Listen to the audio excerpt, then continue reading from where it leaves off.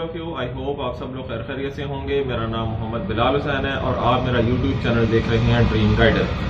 आज के particular day पे मैं जो आप लोगों के साथ टॉपिक शेयर करने लगा हूँ, ये बहुत ही कॉमन टॉपिक है और ये ऐसा टॉपिक है जो कि तकरीबन हर स्टूडेंट जो है इससे रिलेटेड मुझसे क्वेश्चन करता है। मेरे तकरीबन हर सेशन में इससे रिलेटेड क्वेश्चन किए गए हैं। इवन जो बच्चे मुझे यूनिवर्सिटी में ऑफिस में मिलने के लिए आते हैं वो फेसबुक के थ्रू, व्हाट्सएप के थ्रू या इंस्टाग्राम के थ्रू तकरीबन ये क्वेश्चन जो है मुझसे ऑलमोस्ट डेली बेस के ऊपर किया जाता है। और वो क्वेश्चन ये है कि सर हमें ये समझ नहीं आती कि हम लोग अपनी स्कॉलरशिप की जर्नी जो है वो स्टार्ट कहाँ से करें, या हमारा पहला स्टेप जो है वो स्कॉलरशिप अटेनमेंट प्रोसेस की तरफ जो है वो कौन सा और क्या होना चाहिए। और ऑब्वियसली बात है, ये बड़ा कॉमन सा क्वेश्चन है और वाकईतन स्टूडेंट्स को इस चीज का आइडिया नहीं होता कि उनका पहला स्टेप क्या होना चाहिए। और जब मैंने खुद भी अपना स्कॉलरशिप हंटिंग प्रोसेस जो है वो स्टार्ट किया था तो मुझे भी बहुत ज्यादा प्रॉब्लम्स का फेस करना पड़ा था और यही समझ नहीं आती थी कि मैं शुरू कहां से करूं। तो आज इंशाल्लाह ताला इस व्लॉग के हवाले से मैं आप लोगों के साथ ये जो टॉपिक है वो डिस्कस करूंगा। तो सबसे पहला जो स्टेप, आप लोग अगर कोई भी स्टूडेंट है या वो प्रोफेशनल है और वो चाहता है कि यार मुझे फॉरेन स्कॉलरशिप विन करना है और मुझे अपनी जो एजुकेशन है उसको अपडेट करना है और वो भी बाहर से करना है और वो भी स्कॉलरशिप पे करना है, तो उसके लिए सबसे ज्यादा जरूरी है कि स्टूडेंट ने अपना थोड़ा सा होमवर्क करना है 2-3 पॉइंट्स के लिहाज से। तो सबसे पहला जो पॉइंट आपके स्कॉलरशिप हंटिंग प्रोसेस में आएगा वो आपको ये पता होना चाहिए कि आपने किन किन कंट्रीज में अप्लाई करना है।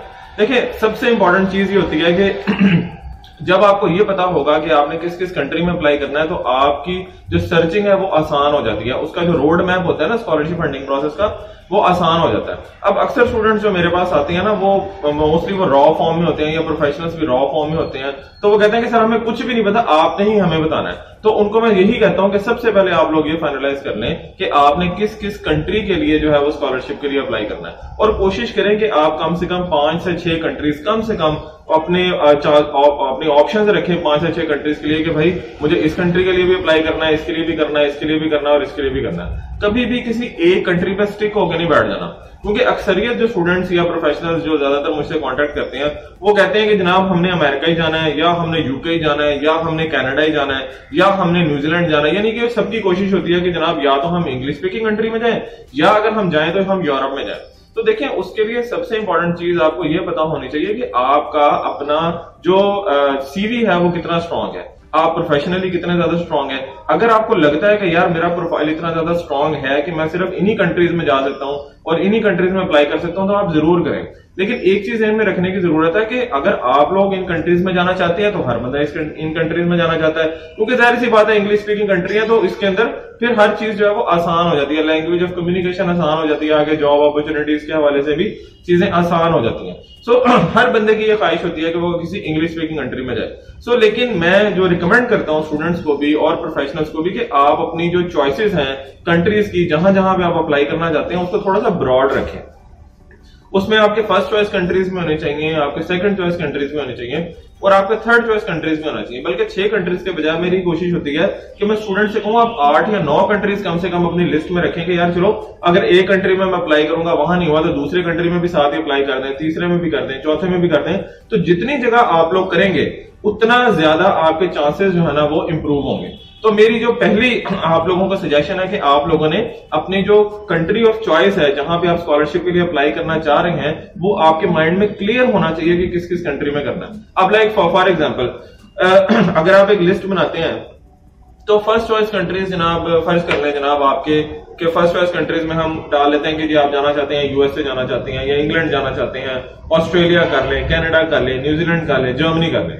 ये आ गई आपकी फर्स्ट चॉइस कंट्रीज, क्योंकि ये ऐसी कंट्रीज हैं जहां पे तकरीबन हर बंदा जो है ना वो जाना चाहता है। ओके, फिर सेकंड चॉइस कंट्रीज है, उनके अंदर आप साउथ कोरिया कर सकते हैं, चाइना कर सकते हैं, मलेशिया है आप कर सकते हैं, टर्की आप कर सकते हैं, थाईलैंड कर सकते हैं, इटली कर सकते हैं, स्पेन कर सकते हैं। ठीक है, इसी तरह थर्ड चॉइस कंट्रीज जो है उसके अंदर जनाब आप हांगकांग जो है वो कर सकते हैं, ओमान कर सकते हैं, सऊदी अरेबिया, यूएई कर सकते हैं, यूनाइटेड अरब एमिरेट्स जिसको हम बोलते हैं, इंडोनेशिया कर सकते हैं या जापान कर सकते हैं। तो देखें ये इस तरह से ये एग्जाम्पल के तौर पे मैंने आपको ये सारी चीजें बताई कि आप भी अपनी मर्जी के मुताबिक 3-3 कंट्रीज या 4-4 कंट्रीज के 3 कंट्रीज आप पहली लिस्ट चॉइस में रख लें, 3 कंट्रीज आप दूसरी चॉइस में रख लें और 3 कंट्रीज आप तीसरी चॉइस में रख लें। लेकिन ये आपने खुद अपनी रिक्वायरमेंट के मुताबिक फाइनलाइज करना है कि आपने किस किस कंट्री पे अप्लाई करना है, तो उससे आपको स्कॉलरशिप हंटिंग प्रोसेस में ना बहुत आसानी हो जाएगी। तो ये आपका हो गया पहला स्टेप। दूसरे नंबर पर चीज आती है कि आपने उन कंट्रीज में जो कि आपने सिलेक्ट कर ली हैं, उन कंट्रीज के जो अंदर स्कॉलरशिप ऑफर होती है वो आपने जो है वो फाइनलाइज कर लेने।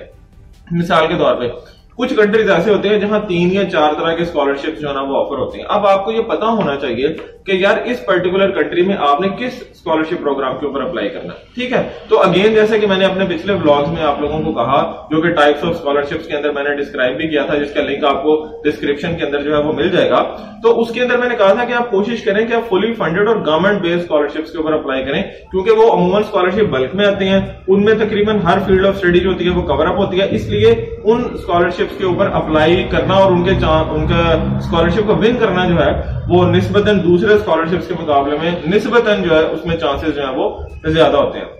तो इसलिए अगर आपने फर्ज कर लेंगे यूएस से, अगर आपने पहला टारगेट अपना रखा है, फर्ज किया, तो आपने फुल ब्राइट स्कॉलरशिप प्रोग्राम जो है वो रखें। अगर जर्मनी में आपने करना है तो डार्ट स्कॉलरशिप प्रोग्राम जो है वो रखें। अगर आप यूरोपीय यूनियन या यूरोपियन कंट्री में जाना चाहते हैं तो आप रिस्मस प्लस या रिस्मस मंडस जिसका पुराना नाम था उसको आप कर सकते हैं। मरी क्यूरी स्कॉलरशिप प्रोग्राम जो है उसको आप कर सकते हैं। इटालियन गवर्नमेंट स्कॉलरशिप प्रोग्राम को जो है वो आप कर सकते हैं। अगर आप ऑस्ट्रेलिया जाना चाहते हो तो ऑस्ट्रेलियन गवर्नमेंट स्कॉलरशिप प्रोग्राम को कर सकते हैं, एंड सो ऑन।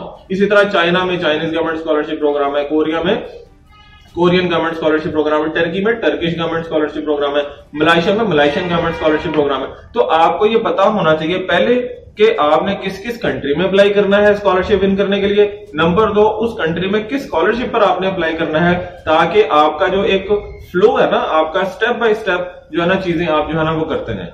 यानी कि देखिए सीधी सी बात है, इसकी एग्जांपल मैं अमूमन स्टूडेंट्स को ऐसे देता हूं कि आपने अगर एक स्कॉलरशिप विन करना है ना, तो आप समझ लें कि आपने नीचे से ऊपर की मंजिल पे जाना है, अपने आप को अपग्रेड करना है। तो नीचे से ऊपर आप एक जंप लगा के तो नहीं जा सकते ना, आपने जाना है स्टेप बाय स्टेप, यानी कि आपने स्टेयर्स का यूज करना है, मेहनत करनी है। तो पहला स्टेप आपने कंट्री डिसाइड कर लिया, दूसरा स्टेप आपने स्कॉलरशिप डिसाइड कर लिया, वो भी आपका हो गया। आपका माइंड अब क्लियर हो गया कि ये मेरे कंट्रीज हैं और ये मेरे स्कॉलरशिप्स हैं जिन पर मुझे अप्लाई करना है। जब ये दोनों चीजें आपकी क्लियर होंगी तो तीसरी चीज जो आपके माइंड में क्लियर होनी चाहिए कि उन स्कॉलरशिप्स का एलिजिबिलिटी क्राइटेरिया आपने देखना है कि क्या वाकईतन जो एलिजिबिलिटी क्राइटेरिया है कि भाई क्या आप उसको पढ़ के आपको पता लगेगा कि क्या आप स्कॉलरशिप पर अप्लाई कर भी सकते हैं कि नहीं कर सकते। क्योंकि कई स्टूडेंट्स ऐसे होते हैं उनके पास पूरी डिग्री नहीं होती, मोस्टली 7 सेमेस्टर के स्टूडेंट्स हैं तो उनके पास पूरी डिग्री नहीं होती, और कुछ स्कॉलरशिप्स की डिमांड होती है कि जनाब उन्होंने उनके लिए पूरी डिग्री रिक्वायर्ड है, ठीक है।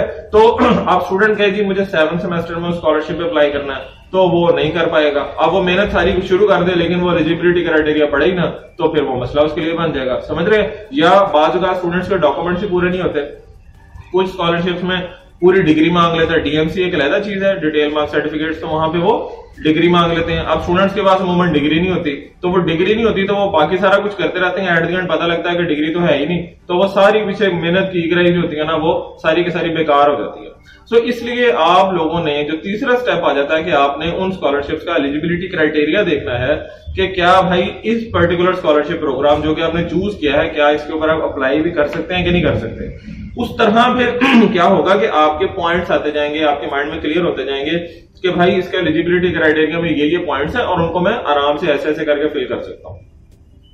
लाइक जैसे कि मैं अपनी स्टोरी शेयर करता हूं कि जैसे मैं जब खुद स्कॉलरशिप हंटिंग शुरू की थी तो मैंने इसी तरह पहले मैंने कंट्रीज फाइनलाइज किए कि मैंने किन किन कंट्रीज में अप्लाई करना है। कोई मैंने 7-8 चॉइसेस अपनी रख ली। उसके बाद फिर मैंने देखा कि इन कंट्री में आगे स्कॉलरशिप कौन कौन से हैं, फिर उन स्कॉलरशिप को मैंने आगे फाइनलाइज कर लिया। फिर मैंने ना अपने कमरे में एक व्हाइट बोर्ड बड़ा सारा लगा लिया था।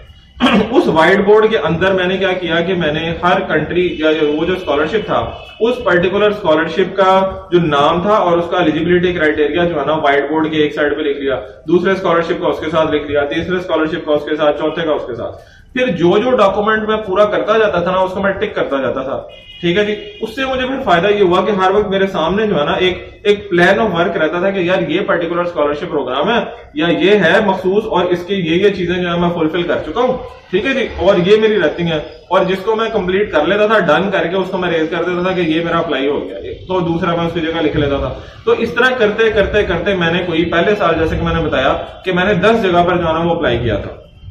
ठीक है। सो इसी तरह इसी क्राइटेरिया को फॉलो करते हुए आप लोग भी जो है वो इंशाल्लाह ताला अपना टारगेट अचीव कर सकते हैं। लेकिन इसके लिए ये जरूरी है कि आपका माइंड जो है वो क्लियर हो। क्लैरिटी ऑफ माइंड जितना ज्यादा आपका होगा, आपकी चॉइसेस जितनी ज्यादा क्लियर होंगी, जितनी ज्यादा उसके अंदर फ्लेक्सिबिलिटी होगी, उतना ज्यादा बेटा आप सब लोगों के लिए जो है वो स्कॉलरशिप को विन करना जो है वो आसान होगा। और ये चीजें आपने सिर्फ स्कॉलरशिप विनिंग प्रोसेस के लिए यूज नहीं करनी। अगर आप अपनी लाइफ में भी सक्सेसफुल होना चाहते हैं ना, तो आपके माइंड में ये चीज क्लियर होनी चाहिए कि आपने जिंदगी में आगे जाके करना क्या है, आपका मेन मकसद क्या है। जब आपके दिमाग में ये क्लैरिटी होगी तो ऑटोमेटिकली आप उस चीज के मुताबिक जो है ना तैयारी करेंगे और स्टेप बाय स्टेप बढ़ते जाएंगे और इंशाल्लाह ताला एक दिन आएगा कि आप जो है वो अपनी मंजिल मकसूद पे पहुंच जाएंगे। तो अगर मैं समराइज करूं इस सारे सेशन को, तो इस सारे सेशन के अंदर मैंने डिस्कस किया कि किस तरह कौन कौन से स्टेप्स हैं, इनिशियल स्टेप्स हैं जिनके जरिए आप फॉरेन स्कॉलरशिप जो है वो अपना विन कर सकते हैं। उसमें सबसे पहला आपके माइंड में क्लियर होना चाहिए कि आपने किस कंट्री को सिलेक्ट करना है स्कॉलरशिप के लिए। दूसरे नंबर पर उस कंट्रीज कम से कम 7-8 कंट्रीज आपने सिलेक्ट कर लेनी है। दूसरे नंबर पर आ जाता है जनाब उन कंट्रीज में कौन कौन से स्कॉलरशिप्स ऑफर होते हैं, उन स्कॉलरशिप को आपने फाइनलाइज करना है। और तीसरे नंबर पर फिर आपने उनका एलिजिबिलिटी क्राइटेरिया हर एक का इंडिविजुअली चेक करना है कि क्या आप उस पर्टिकुलर स्कॉलरशिप पर फॉल करते हैं कि नहीं। और चौथे नंबर पर आपने 1 by 1 आपने हर स्कॉलरशिप के ऊपर जो है वो वर्किंग शुरू कर देनी है। तो ये था जनाब आप लोगों का आज का व्लॉग। आई होप आप लोगों ने जो है इस व्लॉग को एंजॉय किया होगा, कुछ ना कुछ आप लोगों ने लर्न भी जरूर किया होगा। अगर आपको आज की इंफॉर्मेशन जो है वो अच्छी लगी तो काइंडली मेरी वीडियो को लाइक जरूर कीजिएगा और उन लोगों के साथ जरूर शेयर कीजिएगा जिनको इस वीडियो की जरूरत है। मेरे चैनल को जरूर ड्रीम गाइडर को सब्सक्राइब कीजिएगा और बेल आइकन को जरूर प्रेस कीजिएगा ताकि सदका जारिया का ये प्रोसेस जो है वो ऐसे ही जारी सारी रहे। अपना बहुत सा ख्याल रखिएगा। इंशाल्लाह ताला अगली वीडियो में मिलते हैं नए टॉपिक के साथ। ख्याल रखिएगा अपना। जज़ाकल्लाह एंड अल्लाह हाफिज।